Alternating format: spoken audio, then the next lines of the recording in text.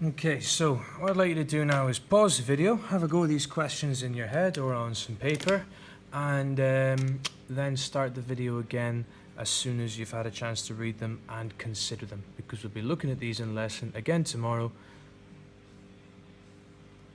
Lovely stuff. So now, hopefully you'll have started the video again and we can get on to explaining what all these answers are. So, let's just say I was taking a drink of water on a hot day and I had a straw. All that straw has to do is be a straw. And all that straw has to do is suck water up from the bottom of this very well drawn cup. Yeah? The water has to go up through the straw. That's all it has to do, and then go into my mouth to parch the thirst from this very hot day. What would make a bad straw? Well, it would be a bad straw if it was flimsy. So if I couldn't, if you ever crack the top, if you squeeze the top too much, you can't use your straw. What would make this a bad straw? It would make a bad straw if whenever I tried to get water up out here, it would fall out there. That wouldn't be useful either. What else would make a bad straw? It would make a bad straw if there were blockages in the middle of the straw. So if someone put paper in your straw, that would make a bad straw. So if there was two-way traffic and if there were blockages, then I wouldn't have a good straw. My straw would be bad. So, straw. When I look at a plant, the xylem inside is essentially a big straw. You have your leaf at the top, you have your tube going down the middle, and you have your root hair cells at the bottom, a great number of them, projecting out into the soil and sucking up the water. Now, your xylem vessels inside have got a few adaptations in them which make them very good for their job. The first one is they are lignified. Lignified just means that they are strong. That like papery, nasty, stringy stuff you find on bananas is the same kind of stuff, the same idea. Tree bark, the inside stuff of wood, all that is xylem, and it's lignified for strength. Xylem tubes as well, if I was to draw a couple of xylem vessels, they'd look like this. You've got one xylem vessel with a bit of a cap, and then a second xylem vessel with another bit of a cap. These guys don't have any real blockages in between. They just kind of exist, and they do their thing quite independently. They're lignified and strong, so they'll support the plant, and this allows the movement. This lovely tube here allows the movement of water in one direction from the bottom through the root hair cells by, again, I'll say osmosis. Through the root hair cells up here to the xylem, then all the way through the xylem vessels up to the leaf, where it will come out because of evaporation, which I will abbreviate to evap. Now, this is a very simple plant. Other plants have got leaves all the way up along the sides. Maybe they've got a few pretty flowers. Actually, I'll put in some colour for these pretty flowers. Look at them. Oh my, aren't they so pretty? So my water is going to have to be able to percolate out of these xylem vessels and into the pretty flowers and into the leaves around here, especially the leaves, which is where photosynthesis happens, which I will abbreviate to photo. So the outside walls have got these tiny little holes called pores. Alright, so if I was to label that as a pore, then you'll know that the pore is for water and mineral salts to both go into the xylem vessel and come out of the xylem vessel at appropriate moments. The last thing we'll have to say is that there's very little cytoplasm in here, almost no cytoplasm at all when they're dead, and almost none when they're growing, which means that there's nothing blocking up the sides of the walls here, allowing the water to flow up. Why is this water flow one directional? It's just like a straw, isn't it? Why doesn't water flow out the bottom of the straw when you're sucking on it? Well, that's because of the evaporation coming out of this leaf. The water is always drawn up in one way. There is no mechanism to draw water down towards the plant. And that's about it. That's all you need to know that's all you need to know. I suppose I could say something about the cell walls between. I'll say it one more time. There's no cell walls to reduce blockages. which allows the sucking up of water to happen very quickly. So this is my Xylem vessel, and if you'd like to take a pause right now and just gather your thoughts, I'm going to put the questions up here again one more time. So you can pause that, have a look at the questions that we'll be answering. Hopefully you'll be doing this in your spare time and you'll be able to come in tomorrow's lesson and just start writing. The next set of questions are on phloem. Now phloem are a little bit more complicated. So if I was to transport a lot of food around the plant, then that food has to go not only one way, but 2 ways. So I'm going to draw a little bit more of a complicated plant this time. But again, my drawing skills aren't the best, so, judge not, please. Okay, here's my roots all combining together. Here's my stem. There's my flower. Here's a leaf or two. Aren't those lovely leaves? And remembering that leaves are the sites of photosynthesis. I'm going to draw again my little coloured petal up here to tell the difference between the leaf and the flower. And there we go. Look at my plant. How incredible is my plant? I think it's the best plant that you'll ever see. Now, what's the function of phloem? Well, here's my sun. And my sun is shining down on my plant, and these rays of light are being used by the plant to in photosynthesis, which I will abbreviate to photo, to convert carbon dioxide and water into glucose. Into glucose and oxygen, which is C6H12O6 and O2.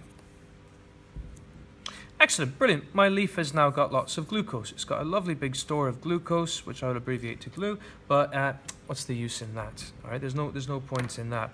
I've got to get this glucose into my stem, where it can go down to the roots, and facilitate this active transport that is happening down here, active transport of minerals. Oh wait, you can't see that. Active transport of minerals, mostly.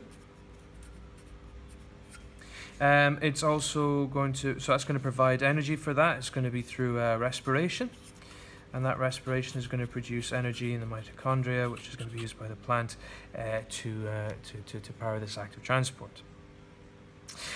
Some plants also have got these tuber things, something like a potato. And tubers are almost like fat, or like fat stores in humans. So it's not actually a fat store, it's just like a fat store. This plant form of fat is starch. It's a big molecule, it's a very, very long chain molecule, and you can break it down easily to get glucose, which means even in the wintertime you can use your starch to facilitate all this active transport. You also have to get glucose, up here to the nectary, up to the flower. So you've got to produce nectar, which is used for attracting insects towards your flower, and also to grow this huge amount of petals and stamens and pollens and sexual reproduction to happen. You're also going to have glucose for respiration, which I'll abbreviate to GLU and RESP. So, this is a bit of a more complicated procedure. You've got to have two-way flow of sucrose and glucose and starch, if that's the way it's going to work, from the top of the plant to the bottom of the plant. Now, we don't actually transport glucose, starch, or any other sugars. So let's imagine we had a long chain molecule, all right? So this is a chain of molecules, a chain of carbon, hydrogen, and oxygen all stuck together. This is going to be much more difficult to transport than this. All right. So if you've got a small sugar unit like sucrose, then it's going to be easier to transport around the system for two reasons. One, it's very small, and two, it is soluble. Soluble meaning that it can dissolve into the sap and the water that's flowing around the plant.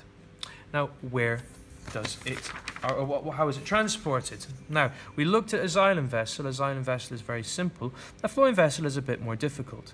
So we're going to start off with this sieve cell. It's called a sieve cell because there are, it's like a sieve, as in like there are little gaps in between it. So it's got sieves all over the shop.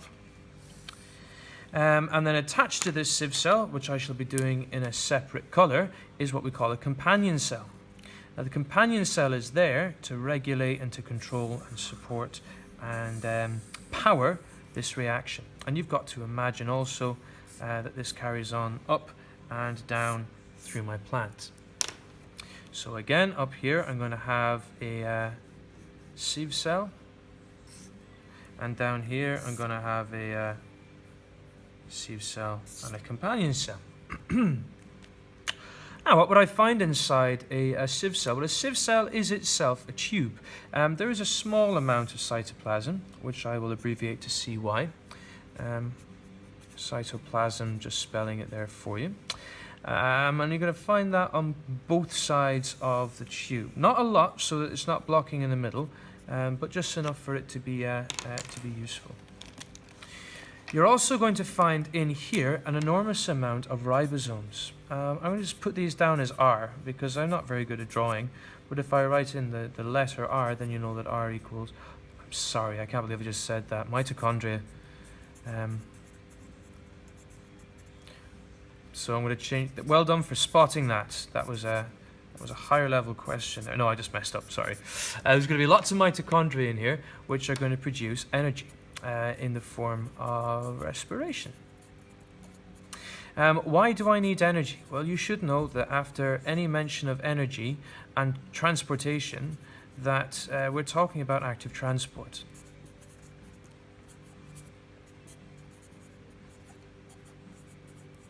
I can't even write anymore. Okay, so where's the active transport going to be happening? So I'm going to find the Xylem vessel sitting here inside my stem and inside the stem leading up to my leaf. So the glucose that's made here is going to get converted into my very simple molecule sucrose, which I have abbreviated down to SUC. So my sucrose is going to get made here, and it's going to get pumped into these companion cells and these sieve tubes. Now my companion cells can direct where my sucrose is going to go. It's got these little channels that allow it to do that, so it can decide whether or not it wants my sucrose to go down to the roots, or if it wants to get pumped up to the leaves or the petals or the whatever.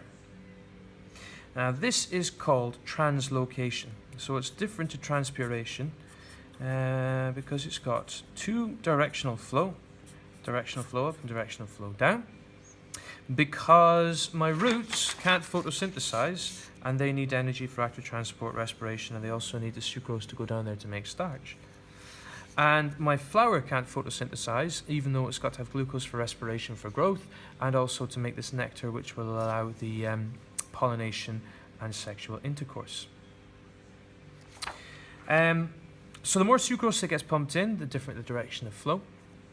This is a very energy-rich activity, so you're going to need mitochondria, not ribosomes, mitochondria, for respiration to happen, to provide the energy for the transportation, which we like to call active transport. And overall, this process is called translocation. So I'll put these questions back up for you again, and I'd like you to give them a go of answering them. And best of luck.